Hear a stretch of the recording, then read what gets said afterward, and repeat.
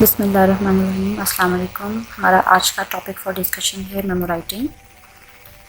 Before we proceed further let's discuss कि memo writing जो है वो डॉक्यूमेंटेशन की किस कैटेगरी में फॉल करता है। किसी भी ऑर्गेनाइजेशन में documentation and correspondence two types की होती है।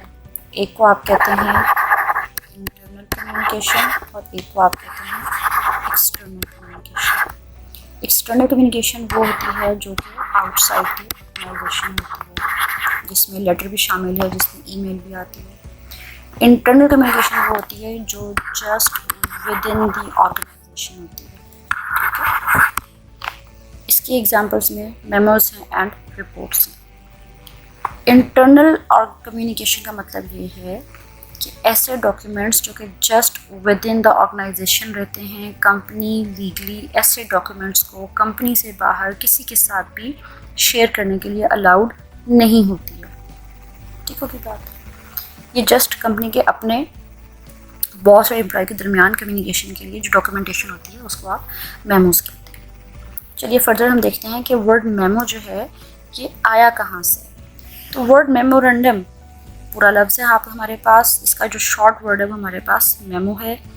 इसका मतलब क्या है? इसका मतलब है अ रिमाइंडर। उर्दू में आप उसको याददाश्त भी कहते हैं कि अपनी मेमोरी के लिए आपने कुछ रिटन नोट ले लिया अपने पास। ठीक है, पर्सनल यूज़ तो ये हो गया। लेकिन जब हम इसको ऑफिशियल लेवल पर बात कर रहे होते हैं तो विद इन द ऑर्गेनाइजेशन जब मैनेजमेंट की तरफ से, हायर अथॉरिटीज़ की तरफ से, बॉस की तरफ से अब अपने सबॉर्डिनेट्स को, अपने स्टाफ को कोई पॉलिसीज़ के बारे में, कोई प्रोसीजर्स के बारे में या एनी अदर रिलेटेड बिजनेस के बारे में जब इंफॉर्मेशन देनी होती है और वन टू ऑल कम्युनिकेशन करनी होती है, जिसको आप एक तरह की सॉर्ट ऑफ मैस कम्युनिकेशन का भी नाम दे सकते हैं, मैसेज को ब्रॉडकास्ट करना होता है टू अ लार्ज ऑडियंस, तो हमारे पास जो बेस्ट डॉक्यूमेंट है शेयरिंग करने के लिए ऐसी इंफॉर्मेशन को वो है मेमोरेंडम। ठीक है, हम यहाँ पे इसको मेमोज ही करेंगे। अब होता क्या है कि विद इन ऑर्गेनाइजेशन बाज़ किसी टीम को कोई प्रोजेक्ट दिया गया होता है। ठीक है, सारा स्टाफ उसमें काम नहीं कर रहा होता, कुछ स्पेसिफिक नंबर ऑफ पीपल होते हैं जो कि उस टीम में काम कर रहे होते हैं। कोई इवेंट है, कोई एक्शन है, कोई ऑब्जर्वेंस है, कोई भी ऐसा प्रोजेक्ट्स पर काम किया जा रहा है तो उसकी एक्टिविटीज़ के बारे में जब अपडेट किया जाना है किसी टीम को कि अब आपने फर्दर ये एक्शन लेना है या अभी तक इतना आपने काम कर लिया, फर्दर ये करना है, तो उसके लिए भी जो डॉक्यूमेंट यूज़ होगा कॉरेस्पॉन्डेंस के लिए वो क्या होगा? वो आपका मेमोरेंडम होगा। ठीक होगी बात, समझ में आ गई? अच्छा, अब एक बड़ी इंपॉर्टेंट बात, मेमोज का पर्पस क्या है?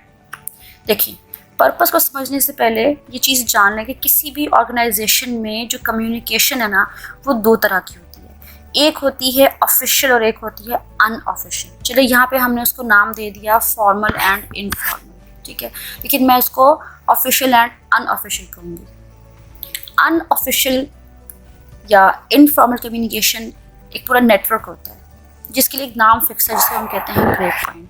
ग्रेपवाइनिंग क्या होती है? ग्रेपवाइनिंग होती है किसी ऐसी इंफॉर्मेशन को अपनी कंपनी के अंदर स्प्रेड करना जिसके लिए आपके पास कोई ऑथेंटिक सोर्स ऑफ कम्युनिकेशन नहीं था, बस आपने किसी से सुना और आपने सुना है कह के इसको आगे किसी के साथ शेयर करना शुरू कर दिया। ठीक है, अब क्या कैरेक्टरिस्टिक्स होते हैं ग्रेपवाइन के? ये जूसी गॉसिप्स जिसको आप कहते हैं, कोई एम्बिग्विटी फैला देना या रूमर्स फैला देना, तो ये ग्रेपवाइनिंग जो है स्टाफ के चिट चैट के लिए तो अच्छी चीज़ है, लेकिन अपनी नेचर में एक बहुत ही ये वेनमस कह लें एक चीज़ है जो इतनी ख़तरनाक है कि ये पूरे के पूरे डिपार्टमेंट को ना शट डाउन करवा सकती है आपकी। ठीक है, पर्सन टू पर्सन देखो, अब एक मुंह से बात निकलेगी, दूसरे के कान तक पहुंचेगी, वो उसको आगे से अपने अंदाज में बात को शेयर करेगा और ऐसे करते करते बात कुछ की कुछ निकल जाती है, जो कि किसी भी कंपनी की रेपुटेशन के लिए बहुत ही एक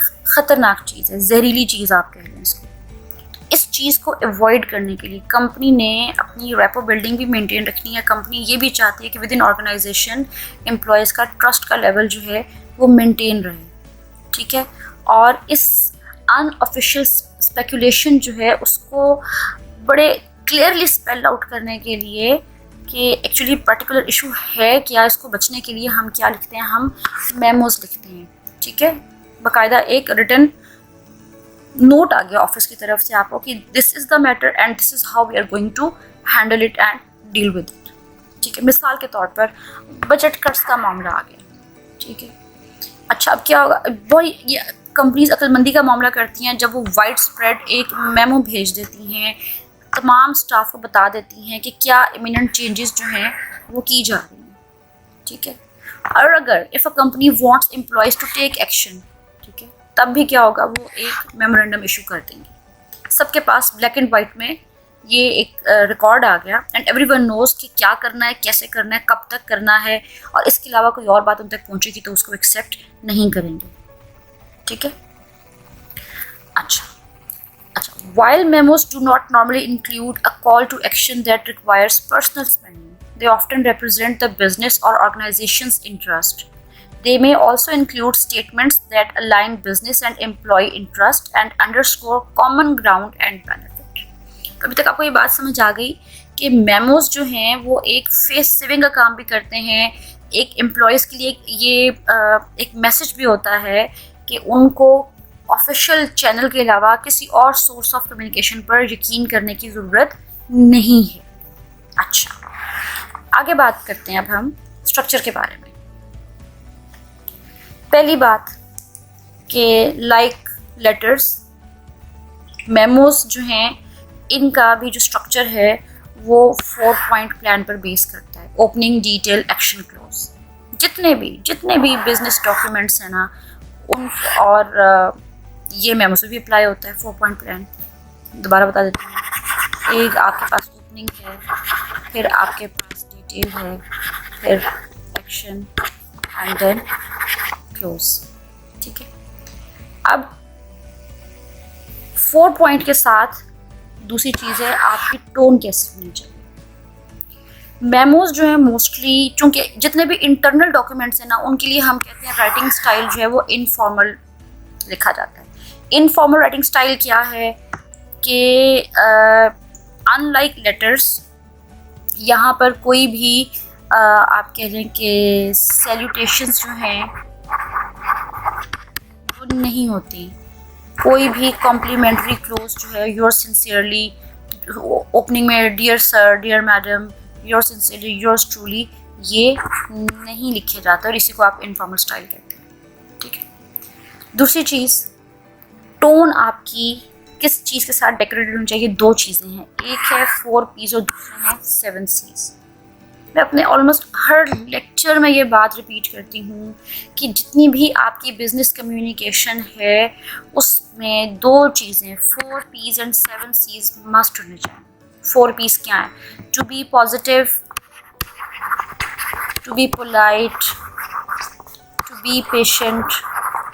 ठीक है, अच्छा जी, positive, polite, patient and pleasant, ये 4 P's जो हैं वो आपके पास होने बहुत ज़रूरी हैं। और 7 C's क्या क्या हैं? 7 C's जी, be clear, be correct, be complete, concrete, concise, considered and courteous. ठीक है, यहाँ पे जगह शॉर्ट थी इसलिए मैंने आपको वर्बली बता दिया कि 7 C's। तो हर डॉक्यूमेंट जो भी आप लिखें उसमें खुद से चेक कर लें कि do I have 4 P's, do I have 7 C's in this document. If yes then it's ready to dispatch.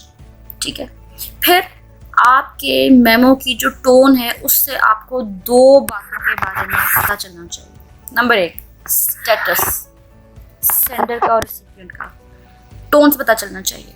Sender है, अगर वो बॉस है तो उसकी टोन कैसी होगी, अगर वो कोई सबऑर्डिनेट है तो उसकी टोन कैसी होगी। फिर दूसरे नंबर पे बात आती है टॉपिक, कि आपके मेमो का टॉपिक क्या है।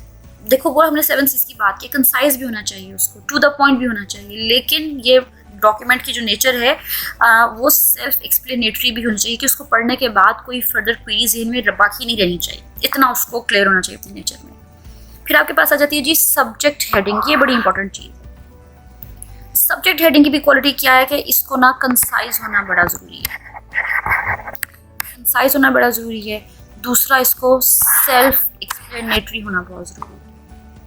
शॉर्टेस्ट वर्ड में मैक्सिमम मीनिंग जो आप कन्वे कर सकते हैं वो थ्रू योर सब्जेक्ट हेडिंग होना चाहिए।